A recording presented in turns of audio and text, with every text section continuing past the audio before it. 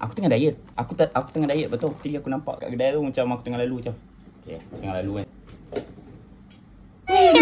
So sekarang ni Twiggies ada pizza baru. Siapa yang tak tahu, memang aku suka Twiggies, terutamanya yang rasa vanilla tu. Vanilla ke? Yang kuning tu rasa apa kan? Harga RM2.5. Aku tengah diet. Okay, tiba-tiba lah Gardenia buat surprise. Cheat day. Color tak menyelera kan, tapi kita kena cuba dulu lah. Baru tahu sedap tak sedap. Bismillah. First bite untuk korang. Kita try.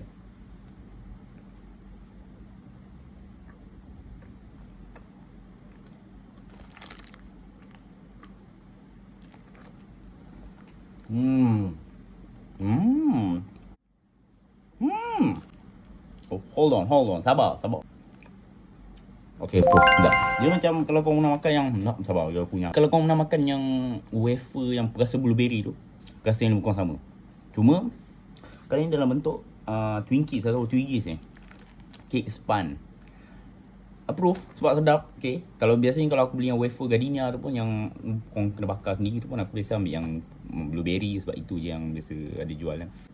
Sekarang ni better. Aku cakap ni sedap. Oh my god. Oh, ni kalau aku minum kopi sedap